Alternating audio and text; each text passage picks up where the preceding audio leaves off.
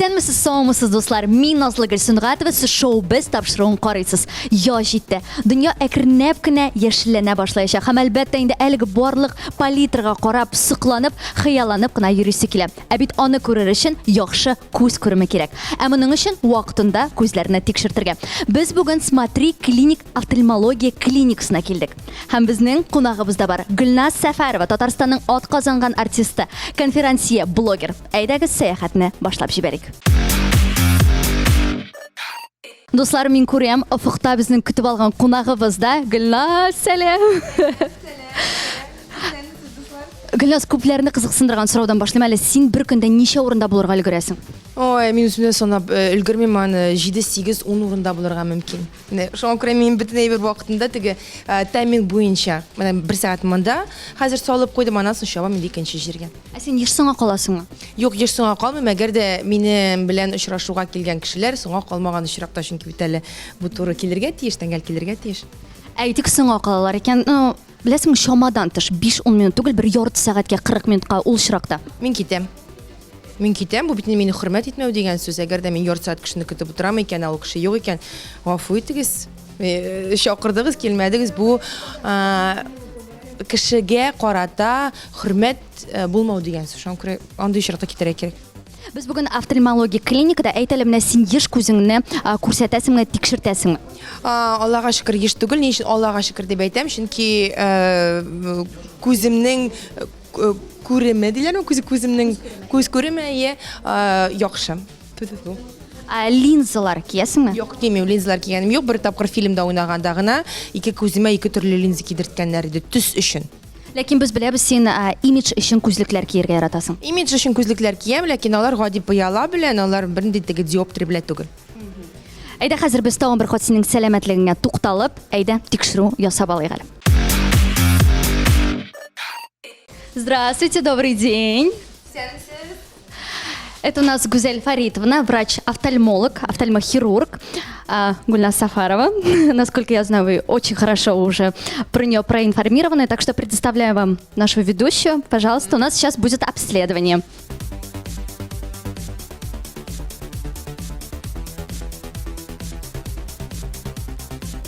Biz hozir tabib Güzel Faritovna bilan bir kabinetdan ikkinchi kabinetga ko'chdik, ham ko'zlarni tekshiruvni davom etamiz.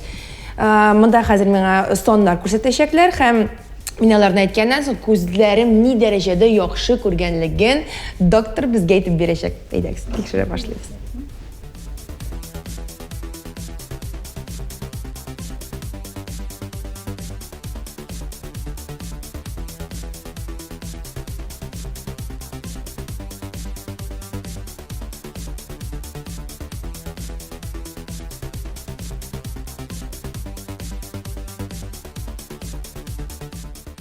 Я вас поздравляю, у вас 120% зрения, за вас можно только порадоваться. Но наше с вами хорошее зрение надо беречь, поэтому относимся к себе бережно. Режим нагрузок должен быть дозирован, даем глазкам время на отдых и обязательно их увлажняем во время зрительной нагрузки. Рахмат, рахмат. Мені бик сүйіндірділер. Көзлерін текшіріп тұруға керек екен. Соңғы тапқыр студент елларында текшіргенін білесің. Все. В полгода один раз обязательно буду посещать офтальмолога. Ждем вас, приходите. Рахмат, Бигза, рахмат.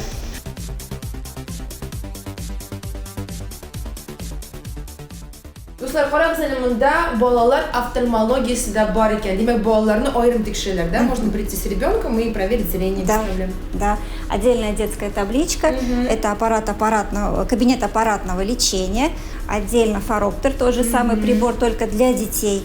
И отдельно можно посмотреть, какие у нас есть приборчики для того, чтобы лечить заболевания глаз у детей, потому что это тоже достаточно большое количество пациентов, которые к нам обращаются. Әлеге клиникада дөнья җитештерүчеләреннән хәзерге заман өчен уникаль диагностика һәм хирургия җиһазлары комплексын кулланалар. Смотри клиникта Германия, Америка Кушма Штатлары, Корея һәм башка илләрдән заманча аппаратура кайтарыла. Вы знаете, я сейчас обратила внимание то, что люди, к сожалению, не уделяют как раз-таки достаточного внимания зрению. А вообще, сколько раз в год нужно проверяться? ну, как бы стандартная норма осмотров это 1 раз в год. Если у пациента есть какие-то заболевания, скажем, такие как глаукома, близорукость, пациент пользуется очками, контактными линзами, то, конечно, минимальное количество осмотров это 2 раза в год. А вообще говорят, что лазерная коррекция – это одна из самых страшных операций. Так ли это на самом деле? Нет, на мой взгляд, это самая безопасная операция. Это очень благодарная операция. Она не доставляет особого дискомфорта пациенту. И это благодарная операция в том, что пациент приходит к тебе без очков, и он ничего не видит без этих очков. А на следующий день он может приехать за рулем и видит тебя хорошо. И большинство из пациентов говорит: вы тоже видите листочки на деревьях, вы тоже видите снежинки.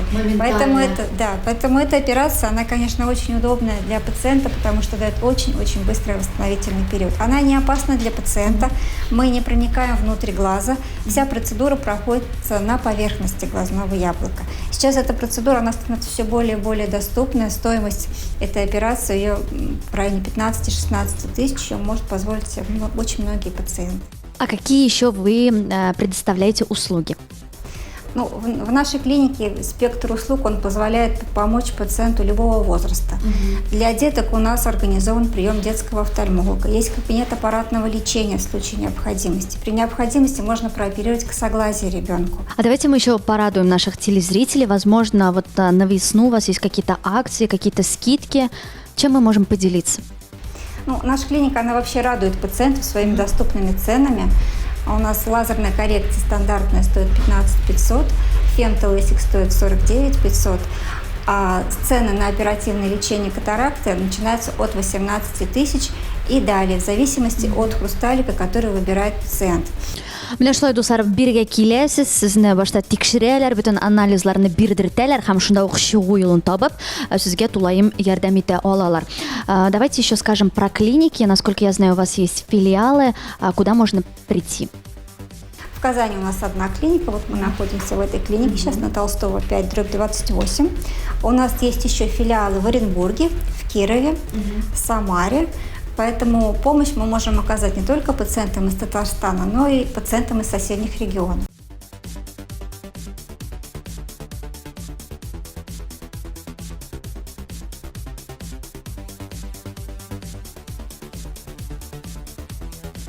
Дуслар, күреп торасыз, Гөлназ бик шат елмайган, чөнки яңа гына аңа 120% диделәрме күз күремен.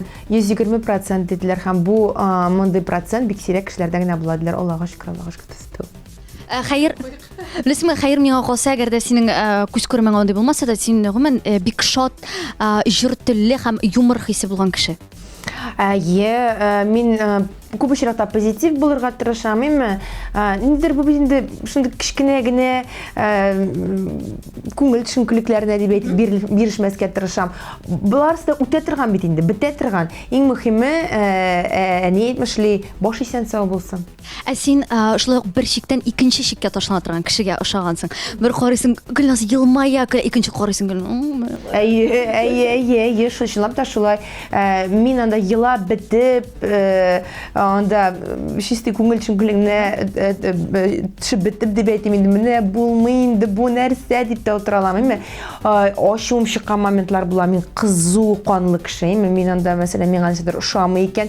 Һәм мин бик, беләсеңме, Назлы, син сизгәнең бармы? Мин бик гадел кеше. Мин былай гына бер кашанда сүз куптармыйм, тавыш куптармыйм. Менә нәрсәдер чынлап та ниндер проблема китереп чыгара торган шундый тема бар икән, мин тавыш куптарга мөмкинмен. Но күп очракта мин позитив, күп очракта мин күрмим, ишетмим, чөнки алай күпкә җиңелрәк. Тагын да кызыклырак әйбер, ул да булса синең фотосессияләрең, син айга берничә мәртәбә барасың бугай. Алар барысы да үзенчәлекле, алар барысы да башкаларга охшамаган. Бу образларны син каяндыр үзең табып тәкъдим итәсеңме, яисә фотографлар үзләре чыгалармы? Төрлечә була. Мин бер үк фотографлар белән эшлим дип әйтә алам. Миңа бик күп язлар идегез, безнең белән эшләп карагыз, Бар тик сыналган кешеләр белән генә эшлим. Ул минем фотограф кызларым, мин алар белән күптәннән таныш. Алар бик идеяле, алар әйтәләр: "Гөлназ, менә без сиңа һәм шундый фотосессияләр алар әйдә киттек. Ничектер иҗат кешеләре алар бит бер-берсен теге туялар да һәм тулыландыралар. Әйдә булай дип. Һәм тулы бер картина килеп чыга нәтиҗәдә. Шул ук вакытта үзеңне күрсәтәсең, гаиләңне күрсәтергә яратмыйсың. Ә менә гаиләләрен күрсәткәннәр, һәрдаим куйганнар һәм гомумән бала тумас фотоларны урнаштыручыларга ничек карыйсың? Ну, мин беләсең ничек карыйм. Әлеге дә баягы һәр кешенең үз тормышы күрсәтәсе килә икән, үзен дә күрсәтә, теле икән, үзенең бәдрәфтә дә күрсәтә. Һәр кешенең үз тормышы, үз аккаунты. Аңа беренче мин әйтә алмыйм, ни эшләп ул шулай эшли дип. Ләкин мин андай бергә каршы, миңа кызык түгел мәсәлән. Инстаграмда нәрсәне яратып күрсәтәсең? Инстаграмда миңа яңа проект, мәсәлән, иҗат кешеләрен күрсәткәндә яңа проектлар турында уку кызык. Менә шундый проект уйлап чыгардык, менә шундый каршылыклар килеп чыкты, ләкин булай булды. Безнең проектта шушы катнашачак. Ул менә шунда күрсәтелә, миңа кызык менә моны күзәтеп бару һәм эшки кухняны күзәтү. Шул ук мәсәлән, әгәр дә без карасак, Мәскәү алып баручыларын, чит ил алып баручыларның аккаунтларына мин язылган, алар кухняны күрсәтәләр. Ничек алар микрофоннарны эшләр, ничек алар эшлиләр, ничек алар теге ляповый ситуациялар дип әйтегән, шундый ситуациялардан чыгалар. Мин менә шуларны карап бару бик кызык. Без сине алып баручы буларак беләбез, күрәбез синең образыңны инде бик яхшы аңлыйбыз дигәндәй, ә менә өйдә син инде.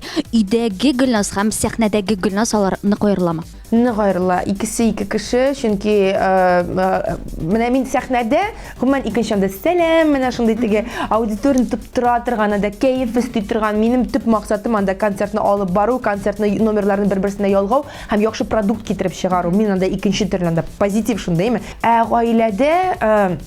гаиләдә мин күбрәк тыныч булырга тырышам.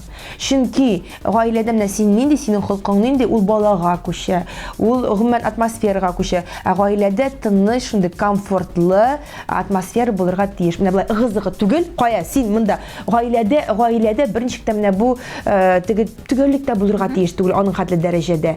Һәм бер кашан да менә мин бит инде хатын-кыз, мин анда иремә әйтергә тиеш түгелмен. Тиз генә моны эшлә әле дип.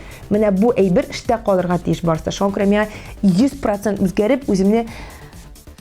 Ну бу авырдыр. Бу авыр, ләкин миңа өйрәнәсең Назлыгөл. Менә син хәзер бәлкем аңлап бетермисеңдер яшь аермабыз булганга күрә, әйме? Ләкин син моны аңлаячаксың, моңа киләсең, моңа яши бала туганнан соң теге гаилә мөхитендә үзеңне тойганнан соң син моңа киләсең. Һәм шулай ук инде син бик яратасың натураль продукцияны, косметиканы. Менә нәрсәдер алганда беренче чиратта нәрсәгә игътибар итәсең? Мин ашау өчен алганда да, косметика алганда да составны гел укыйм. Менә бу бромный состав укыйм. Мин бер кашан мин хәтиге ароматизаторлар дигән әйберне бу ризыкка килгәндә инде. Әгәр дә без шампуньларга килеп парабеннар дигән әйберләрне анда теге күрсәм мин нинди генә миңа ирем әйтә инде, туктале ди, бөтен еда битти, зыянлы түгел ди. Бар ди менә шундый теге эмульгаторлар, алар теге соклар өчен теге нине алар зыян. Мин менә мин җен, мин күрсәм, монда димде тотам да бәрәм. Алмыйм, юк. Мин гел натураль әйберләр яклы. Мине хәтта кешеләр алдылар да инде күп сатучылар, әйме теге бу натураль дип. Ул менә бу сүз миңа инде кайф итте. Бит натураль. Үзем табигый, рәхәт, шунда булып китә натураль тукыма. Мин менә кайф тотам аннан, рәхәтлек. Ну, бу миңа рәхәтлек бирә икән, миңа моны алырга кирәктер дип уйлыйм инде. Мин шакыр алдылар мине күп очраклар, бу натураль дип анда 3 бәягә сатып җибәрергә мөмкин. Әйдә шушы нотада без синең белән күчик соңгы блокка. Без беләбез син Инстаграмны бик яратасың, син реклама ясарга яратасың. Авыз тутырып иң күп реклама ясаучы һәм иң күп акча алучы артист дип әйтергә була сине. Бер реклама ясап кара әле. Юк, мин бер генә бер төзәтмә кертим әле, мин иң күп реклама ясаучы дип санамыйм үземне. Мин эшлим менеджерлар белән, әйме? Без бик күп әйбергә юк дип әйтәбез. Мин бары тик үзем өстемдә менә мин валлаһи дип әйтәм кешеләр алдында, әйме? Үз өстемдә сынап караган һәм миңа ошаган әйберләрне генә мин кешегә тәкъдим итә алам. Нинди генә акчалар түләсәләр дә, син миңа әйтәсең ки, менә әйдә мин сиңа бу балдагын бирәм, синең каян икәнен әйтәсең һәм мин сиңа да мәсәлән 50 мең бирәм. Юк, әгәр дә ул балдак, ул әйбер, ул продукт миңа ошамый икән, мин бернинди акчага да аны кешегә тәкъдим итмәячәкмен. Чөнки минем аудиторияма ул миңа ышана, бу минем авторитетым. Алар белән Алар миңа бик кадерле дип әйтәм, һәрберсе дә шонкырам мин Алла сакласын кемдер алдырга менә бу витаминны мин ичәм һәм чәчем үсә башлады. Менә моны ишегез, моны ашагыз дип Алла сакласын биргә сәламәтлеккә кагылышлы әйберләр. Бик аккуратны гына, бик җитди карыйм бу әйбергә. Ну менә алдагы әйбер бер кешегә дә зыян китермәячәк, ул киресенчә бик тә файдалы һәм авылда бик тә кирәкле. Хәзер Гөлназ, бу нәрсә моның размеры юк, кызганычка каршы авылда иң әчегедә калган әле. Әйме? Син моны миңа бүләк калдыңмы? Юк, бу сиңа хәзер сиңа реклама ясыйсың. Син миңа бүләк итмиш бер. Бу ниченче размер? Юк, мин сиңа бүләк итмим. Бу синеке? Кара үзенә алган, әйме? Үземә алдым әйе. Шәбәй бер бу. Хәзер реклама ясарга Моны кирәк. бик ярат. Ничек син моны белеп алды? Иң брендованный әйбер сыман, кешедә алырга теләк уянырлык итеп. Әйе. Ну, моны рекламалысы да юк бит инде. Бу бит инде күренеп тора. Моның затлы икәнлеген, әйме? Авылларда дип әйтик хәзер. Моннан да затлырак әйбер. Ну, стильный бит, әйме? Җәмәгать, карагыз әле, лакированный сыман, әйме? Ну, мин әзрәк кенә берничә размерга зурны алырым инде. Өстөрәп йөри торган галошларны бик яратам мин. Аның менә бу розовый иши, алсу иши, кызыл ишле галош дип йөртә әби. Әлеге ул кызык булган, кстати, аны яңалары хәзер менә монда алсу төстә. Ул һәр вакытны актуаль. Яңгыр яудымы менә хәзер кыш азагында кар эрегәндәме, әйме? Җылы да, киеп куйдың өчен носки белән рәхәтләнеп йөрисең, аягың җылы да, су үтми. Моны теләсәң ди шалбарлар белән киергә була, итәк белән киеп куйсагыз, миди озынлыгындагы итәк белән киеп куйсагыз, бу үзенә күрә шундый бер тренд булып торачак. Һәм монда миди озынлыктагы итәк белән кигәндә, носкины мин киер идем менә хәтта шунда алсу төсне киергә була. Яисә караны һәм менә булай җыеп куерга. Супер булачак. Киеп карагыз, көзге каршына басып карагыз. Ну, бу галошның бәясе 500-дән дә ким түгелдер инде. Юк, бик еракта йөрисең. Ничә соң? Рәхмәт килгәнеңә. Без сиңа бу галошны бүләкнең бәясен сорамыйлар. Без сиңа бүләк итәбез. Рәхмәт. ТВ телеканалына шоу-без тапшыруына рәхмәт. Бүләкләр дә бирәләр икән, әйме? Күзне тикшерттеләр, бүләкләр бирделәр. Шәп. Дуслар, шуның белән Смотри клиник буенча сәяхәтебез тәмам. Бу шоу без тапшыру иде. Сезнең белән мин Назлы Гөлсөнгатова булдым. Исән сау булыгыз алдагы очрашуларга кадәр.